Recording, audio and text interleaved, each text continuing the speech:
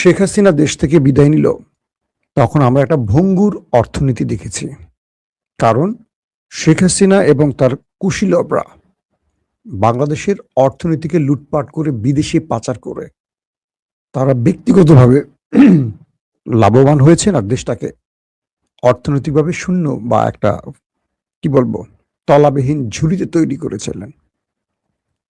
প্রথম টার্গেট হয়েছিল শেখ হাসিনার আলমের মাধ্যমে ইসলামী ব্যাংক। খুব দুঃখের সাথে বলতে হয়, তখন আমরা ধরে নিয়েছিলাম, অনেক ইসলামী ব্যাংকের গ্রাহকরা বলছিলেন যে আমরা অপেক্ষায় আছি। বারবারই তারা অনেকেই টাকা তুলে নিচ্ছিলেন ইসলামী ব্যাংক থেকে, তারল্য সংকট তৈরি হচ্ছিল।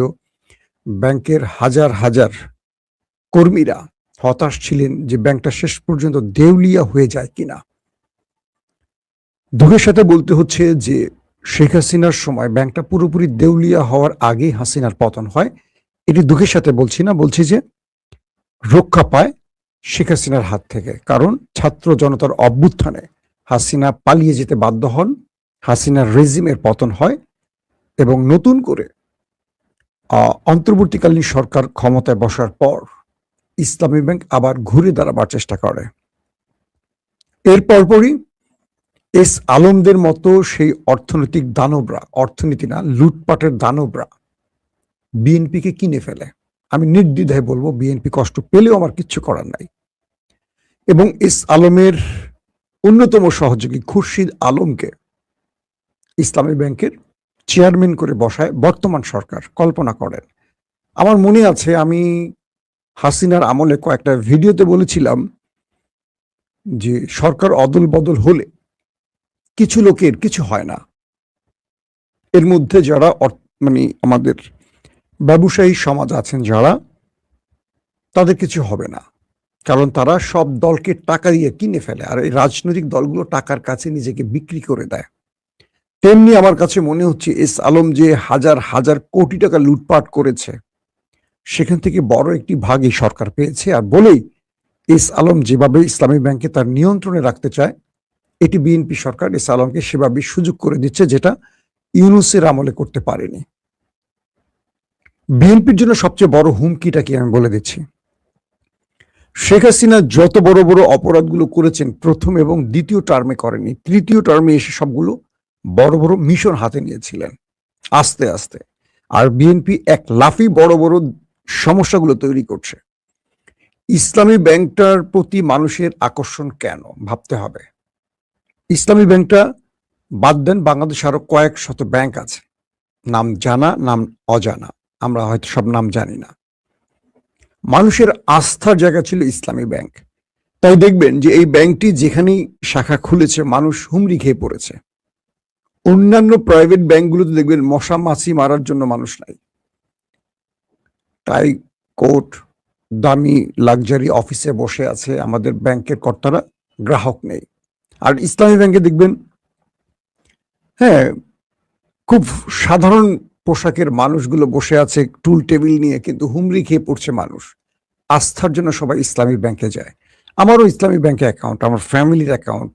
আমরা অন্য ব্যাংকে যাই না, কারণ শরিয়া ভিত্তিক ইসলামী ব্যাংক, তাই আমরা এখানে যাই। সুদের প্রতি আমাদের আকর্ষণ নেই বা সুদ এড়িয়ে চলি বলে। কালকে কি ঘটেছিল দিলখুশা এলাকায়, ইসলামী ব্যাংকের গ্রাহকরা বর্তমান চেয়ারম্যান খুরশিদ আলমের পরিবর্তে পূর্বের যিনি ছিলেন চেয়ারম্যান তাকে বহাল করার আবেদন জানিয়ে সরকারের কাছে মানববন্ধন করছিল। সরকার ঠিক শেখ হাসিনার মতোই পেটো বাহিনী, আমাদের পুলিশ বাহিনীকে লেলিয়ে দিলেন। গুলি করা হলো, টিয়ার শেল মারা হলো, রাবার বুলেট মারা হলো, সাউন্ড গ্রেনেড মারা হলো। 50-এর অধিক আহত হয়ে বিভিন্ন হাসপাতালে ভর্তি করা হলো একটা শান্তিপূর্ণ মানববন্ধনে। তারপরও গ্রাহকরা মাঠ ছেড়ে যায়নি। প্রশ্ন হলো, বিএনপি কেন আলমের বা শেখ হাসিনার আমলে যিনি ডেপুটি গভর্নর ছিলেন সেই খুরশিদ আলমকে এই পদে বহাল করলেন? এই বহালটি কি বিএনপি নিছক এমনি করেছেন, নাকি কোনো বিশেষ নির্দেশনা থেকে করেছেন? অনেকগুলো সূত্র বলছে যে আলম তার প্রতিনিধি হিসেবে খুরশিদ আলমকে ইসলামী ব্যাংকে দেখতে চান, আর এই কাজটি বিএনপি কে বলেছে, বিএনপি করে দিয়েছে। কারণ বিএনপি এটার জন্য বড় অঙ্কের কি বলবো উপঢৌকন দিয়েছে আলম। তাহলে বিএনপি ক্ষমতায় বসে লাভটা হলো কোথায়? আমার একটা প্রশ্ন বিএনপির কাছে, যে আওয়ামী লীগকে আমরা বিদায় করলাম কেন? এতগুলো মানুষের জীবনের বিনিময়ে আওয়ামী লীগকে আমরা বিদায় করলাম কেন? প্রশ্ন আসে না? এবং গত 3-3.5 মাসে এই সরকারের বয়সে আমরা তারেক রহমানের কিছু সাধারণ জীবন যাপনের বাইরে একটি বিএনপির উল্লেখযোগ্য কাজ দেখছি যেটা আমাদের চোখে পড়েছে বা রাষ্ট্রের জন্য বা জনগণের ভাগ্যের পরিবর্তনে ভূমিকা রাখছে। তারেক রহমান বাসা থেকে হেঁটে মসজিদে যাচ্ছেন, ক্যামেরার ভিডিওতে দেখলাম। তিনি হেঁটে অফিস করছেন, তিনি সচিবালয়ে অফিস করছেন, তিনি কৃষকদের নিয়ে সাধারণ পরিবেশে কথা বলছেন, মঞ্চে উঠিয়ে আনছেন।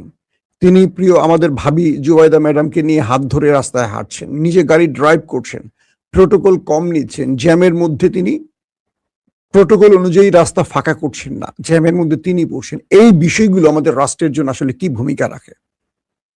এগুলো সিনেমাতে ভালো লাগে একদম। আমি আমার প্রিয় দল বিএনপি, তারপর কথাগুলো বলছি কারণ বিএনপি যেন আওয়ামী লীগের মতো পালাতে না হয়। আজকে যারা আমাদের কথাগুলো শুনছেন আর গুপ্ত বলবেন, কালকে এই লোকগুলি আবার আওয়ামী লীগের ছাতার নিচে চলে যাবে। লিখে রাখেন, একদম মার্ক করে রাখেন। বাংলাদেশে এই মুহূর্তে যে সমস্যাগুলো, ধরেন আগে জ্যাম ছিল কোথায়? ঢাকার মূল রাজধানীতে। বাংলাদেশের বিভিন্ন ডিস্ট্রিক্টে আমাকে সফর করতে হয়, মামুলি গ্রাম মফস্বল শহরগুলোতে মুভ করতে পারি না, জ্যাম জটে, কোনো শৃঙ্খলা নেই। মনে হয় রাষ্ট্রের কোনো বাপ মা নেই। এই রাষ্ট্রের কোনো বাপ মা আছে বলে আমার মনে হয় না। একটা মামুলি গ্রামের মধ্যে গাড়ি নিয়ে ঢুকে দেখি রিক্সা, এখান দিয়ে একটা অটো রিক্সা, এখান থেকে ওখান থেকে আরেকটা লসিমন, এখান দিয়ে একটা ঢুকে বসে আছে। ট্রাফিক নেই, ব্যবস্থাপনা নেই, কিচ্ছু নাই। ঘন্টার পর ঘন্টা দাঁড়িয়ে থেকে নিজে ট্রাফিকের দায়িত্ব পালন করে নিজের গাড়িটা বের করতে হচ্ছে। ইসলামী ব্যাংকের যদি, যেহেতু এটা জামাত সমর্থিত ব্যক্তিরা প্রতিষ্ঠানটা তৈরি করেছেন, দেখেন একটা বিষয় খেয়াল করেন, জামাতের প্রতি মানুষের আস্থাটা কেন বাড়ছে? ইবনে সিনা, ইসলামী ব্যাংক হাসপাতাল, ইসলামী ব্যাংক, তারপর ধরেন আপনার আরো যে প্রতিষ্ঠানগুলো জামাতের আছে সবগুলোর নাম আমি জানি না, প্রত্যেকটা প্রতিষ্ঠানের প্রতি মানুষের আস্থা। আমি আমার মেয়েকে নিয়ে গেলাম স্কয়ারে ডাক্তার দেখাবার জন্য। আপনারা জানেন আমার মেয়েটা অসুস্থ ছিল মাঝখানে। স্কয়ারের কসাই ডাক্তার আমাকে প্রায় লক্ষাধিক টাকার একটা টেস্ট ধরিয়ে দিয়েছে মামুলি গ্যাস্ট্রিকের জন্য। তার ব্যবহার ভয়ঙ্কর খারাপ। আমার ওয়াইফ, আমার মেয়ে এসে বললো, বাবা এই ডাক্তারের কাছে যাবো না, তার ব্যবহার যথেষ্ট খারাপ। স্কয়ারের একজন ডাক্তার, আমি নাম না বলছি। পরক্ষণে তারা চলে গেল ইবনে সিনা, লেডি ডাক্তার, একজন আমার বন্ধুর ওয়াইফ, আব্দুল্লাহ ভাই, আপনার প্রতি আমার সালাম। তিনি হজে আছেন, তার জন্য দোয়া করবেন। আব্দুল্লাহ ভাইকে ফোন দিলাম, তার ওয়াইফ ডক্টর ইবনে সিনার, তিনি আমাকে আরেক ডাক্তার সাজেস্ট, প্রথমে নিচে দেখলেন, পরে আরেক ডাক্তারকে সাজেস্ট করে দিলেন। সেখানে চলে গেলাম, মাত্র 5-7 হাজার টাকার টেস্ট দিয়ে আমার মেয়ের রোগ নির্ণয় করলেন। আলহামদুলিল্লাহ, এখন পর্যন্ত আমার মেয়েটা আল্লাহর রহমতে ভালো আছে। মানুষের আস্থাটা কেন ইবনে সিনার প্রতি, কেন ইসলামী ব্যাংকের প্রতি? সেই আস্থাটা নষ্ট করে দিয়ে গেছে এস আলম। হাসিনার আমলে 1,90,000 কোটি টাকা দেশ থেকে পাচার হয়েছে। এই টাকাগুলো কোত্থেকে? আমাদের এই গরিব দেশের গ্রাহকদের টাকা। বিএনপি এই টাকাগুলো ফেরত আনার কাজ না করে বরং অন্যান্য আবারও যেন ইসলামী ব্যাংকটাকে লুটপাট করা যায় সেই সুযোগটা তৈরি করে দিচ্ছে। আমি বলতে পারি তারেক রহমানের এই সরকার বেশি দিন টিকবে না। লিখে রাখেন, কারণ তারেক রহমানের সরকারকে টিকতে দেবে না এই বিএনপির মধ্যে আওয়ামী লীগের পেতার তারা ভর করেছে। ইসলামী ব্যাংকটাকে তারা ধ্বংস করে তারা তারেক রহমানের বিদায়ের পথ তৈরি করে দেবে। আমি খুব বিনয়ের সাথে বলবো, এই ব্যাংকটিকে তার মূল মালিকের হাতে দিয়ে দেন, ন্যায় অন্যায়ের ফয়সালা তারা করুক। এই ব্যাংকটির প্রকৃত মালিক যাদের কাছ থেকে ডিজিএফআই শেখ হাসিনার আমলে জোর করে নিয়ে গিয়েছিল, প্রকৃত মালিকের কাছে দেন। এই ব্যাংকটায় দেশের অর্থনীতির অনেক বড় ভূমিকা রেখেছে। বাংলাদেশের সকল ব্যাংকে এক পাশে দাঁড় করান আর ইসলামী ব্যাংকে এক পাশে রাখেন। একা সকল ব্যাংকে বিট করে এই দেশের অর্থনীতিকে, এই স্বনির্ভর বাংলাদেশ তৈরিতে একটা বড় রকম ভূমিকা রেখেছে ইসলামী ব্যাংক। এটাকে খুরশিদ আলমদের মতো হাসিনা বা এস আলমের দালালদের হাতে দেবেন না, ধ্বংস করে ফেলবে। আপনারা দেশ চালাতে পারবেন না। আমি আবারও বলছি, যদি তাই করেন দেশ চালাতে পারবেন না। ইসলামী ব্যাংকের গ্রাহকদেরকে যদি জামাতের পক্ষ থেকে বলা হয় টাকা তুলে ফেলেন, কালকে ব্যাংকে পুরো ভোল শূন্য হয়ে যাবে। আপনারা কি করবেন তখন? লুটপাটটা কোত্থেকে করবেন? ইতিমধ্যে বহু জায়গা থেকে টাকা তুলে ফেলা হচ্ছে। আমি আমার টাকা তুলে ফেলবো আজকালকের মধ্যেই। আমি আমার ফ্যামিলি সবাই তুলে ফেলছি, শুধু আমি একটু ওয়েট করছিলাম।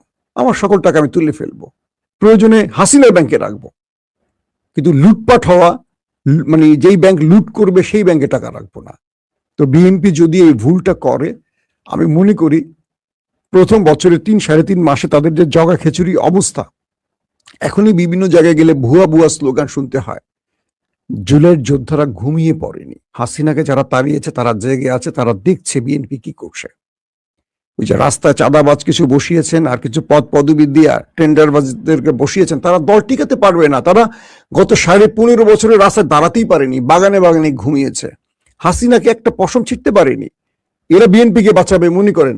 পুলিশের মধ্যে কি সব বিএনপি? পুলিশের মধ্যে ম্যাক্সিমাম আওয়ামী লীগ। তারা সুযোগের অপেক্ষা আছে, সরকার নির্দেশ দিবে জামাতকে পেটাবে, ঠিক আছে। হঠাৎ করে ঘুরে দাঁড়াবে পুলিশ, হাসিনা ঢুকে পড়বে। হাসিনা ঢুকলে বিএনপি বাংলাদেশের ইতিহাসে কখনো ক্ষমতা আসবে না। লিখে রাখেন, বাংলাদেশে যদি আওয়ামী লীগ ঢোকে, জামাত আর আওয়ামী লীগ হবে মূল দুটো দল। বিএনপি হারিয়ে যাবে, কারণ বিএনপি 15.5 বছর পর ক্ষমতায় বসে তারা যে ভুলগুলো শুরু করছে, সেই ভুলগুলো যদি এখনই না শুধরায়, মানুষ আর বিএনপির প্রতি আস্থা রাখবে না। দুটো দল থাকবে, হাবিল আর কাবিল। এখন হাবিল কোনটা কাবিল কোনটা আপনারা ধরে নেন, বিএনপি বাদে হাবিল আর কাবিল থাকবে, জামাত আর আওয়ামী লীগ। অথবা আওয়ামী লীগ যদি নিশ্চিহ্ন হয়ে যায়, বিএনপির এই শাসন ব্যবস্থা তৃতীয় আরেকটি দল তৈরি করবে, সেটা এনসিপি হোক বা কেউ হোক। আমি বুঝতে পারছি যারা আমার কথা শুনে হতাশ হচ্ছেন তাদেরকে বলছি, আমরা এই বিএনপিকে দেখতে চাইনি। ইসলামী ব্যাংকটার অপেক্ষা ছিলাম, একটা সরকার পরিবর্তন হলে ব্যাংকটা বেঁচে যাবে, কিন্তু লাভটা হলো কি? সরকার পরিবর্তন হলো কিন্তু ব্যাংকটাকে আবার সেই দানবদের হাতে তুলে দেওয়া হলো। এটা তারেক রহমানের সুশাসনের লক্ষণ নয়। তারা আমি বুঝি না সে কি আদৌ প্রধানমন্ত্রী নাকি নেপথ্যে কেউ কলকাঠি নাড়েন। কারণ তারেক রহমানের সাথে কাজ করতে গিয়ে আমি তার এরকম মানে সিদ্ধান্তের বিষয়গুলো জানতাম না। তিনি অন্য চিন্তা করতেন, তিনি জিয়াউর রহমানের ছেলে, তিনি এখন পর্যন্ত যা করছেন খুব চমৎকার করার চেষ্টা করছেন, কিন্তু বাকিগুলো কি করছে? এই জায়গাটাতে আমি মনে করি বিএনপিকে খুব দ্রুত সিদ্ধান্ত নিতে হবে যে তারা যে কাজগুলো করছে জনগণের আস্থা আছে কিনা, জনগণ তাদের উপর ভরসা রাখছে কিনা, জনগণ খুশি কিনা। প্রত্যেকটা টেলিভিশন বিএনপির দখলে, কিন্তু দেখেন তাদের ভিডিওর নিচে কমেন্টগুলো, জরিপগুলোর নিচে কমেন্টগুলো, 80, 84, 90% মানুষ বিএনপির প্রতি হতাশা দেখাচ্ছে। সময় টিভি জরিপ করছে, যমুনা টিভি জরিপ করছে, তাদের সমর্থিত গণমাধ্যমগুলো জরিপ করছে, বিএনপির প্রতি সব মানুষের হতাশা। মাত্র 3.5 মাসের মধ্যে খাল কেটে কিচ্ছু করতে পারবেন না, কার্ড দিয়ে কিচ্ছু করতে পারবেন না, কিচ্ছু না। হাসিনা তার চেয়ে বেশি করেছে, সারা বাংলাদেশে ফ্লাইওভার, মেট্রো রেল, এটা সেটা বহু কিছু করেছে, পদ্মা সেতু। হাসিনাকে মানুষ তাড়িয়েছে শুধু সুশাসনের জন্য। তিনি সুশাসন বাদ দিয়ে তিনি একটা দুঃশাসন তৈরি করেছিলেন। আমি বিশ্বাস করি ইসলামী ব্যাংক তার প্রকৃত মালিকদের হাতে যাবে। যদি না যায়, এই ব্যাংকে কোনো টাকা থাকবে না, গ্রাহক তার টাকা তুলে ফেলবে। তখন ব্যাংকটা কি করবেন? পানিতে ভিজিয়ে ভিজিয়ে তাবিজ বানিয়ে খাবেন? কিচ্ছু করা যাবে না, ব্যাংকটা পুরো দেউলিয়া হয়ে যাবে। লিখে রাখেন, আগামী 2-3 মাসের মধ্যে কি হয় দেখেন।